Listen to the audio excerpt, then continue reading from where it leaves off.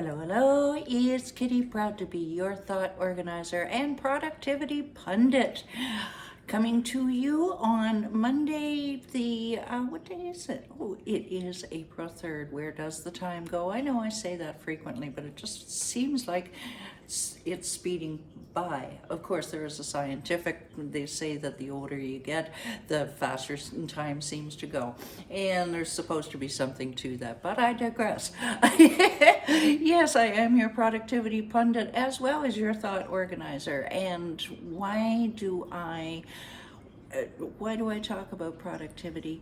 Because at the end of the day, is there anything better, ladies and gentlemen, than feeling like you got the right things done and there's no doom scrolling involved, no kind of wandering around aimlessly? Yes, that does feel good, and we've all done our share of wandering aimlessly, but not anymore, because we are decluttering your space and your brain. I do help people to, especially entrepreneurs, to organize their space and streamline their thoughts so that they can focus on the things that really matter. Now, this week we are talking about right sizing. Speaking of things that really matter, moving. God help us. Yes, yes, yes. And I am in the middle of decluttering for my own move as we speak.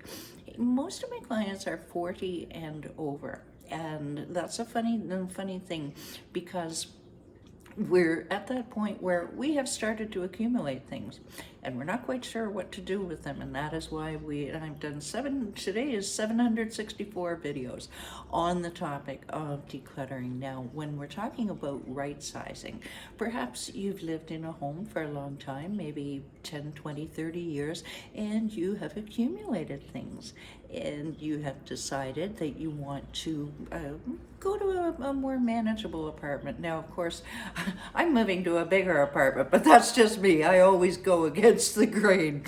But assuming that whatever reason you're moving for, and whether you're doing it for yourself or doing it for your parents, it's overwhelming, okay? Or it can be, but it doesn't have to be.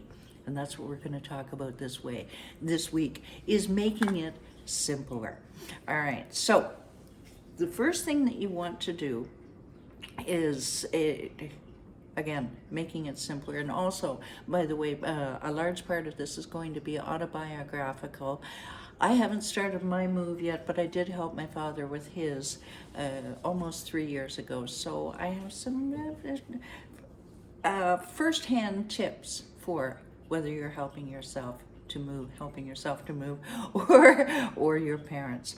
Now, the first thing that I really strongly suggest that you do is start making lists, making to-do lists, and all of the phone numbers and everything like that. I'll explain a little bit more in one central book. Now, it doesn't have to be a big book, just any kind of notebook that you have, but the idea of having it in one book as opposed to having it written on different pieces of paper everywhere is convenience. Perhaps it's all very well, oh yes, I've got this piece of paper and I'll write it down, and I'll keep it over here, and yes, I'll keep everything together, and pieces of paper go missing. Whereas if you have one notebook, then number one, we're going to talk, mostly this is about parents, but could be anybody. The parent knows that everything is in that one book, and that relaxes your brain energy, all right, and you're more confident that everything is in there. Number two, if you're a family member helping your parents, and you maybe you need that lawyer's phone number or the realtor's phone number or the new apartment's phone number, whatever it is, at least you know that it's in there. So that is my main suggestion for today, is keep everything, all of the information, in one central notebook. Also, I suggest that you make a list. We'll talk more about this tomorrow, but this one is color coded as to whose duty is what. And yeah, it worked, but we want to keep things as simple as possible, don't we? All right, till tomorrow when we talk about timing is everything. Thanks so much for watching. Talk to you then. Bye for now.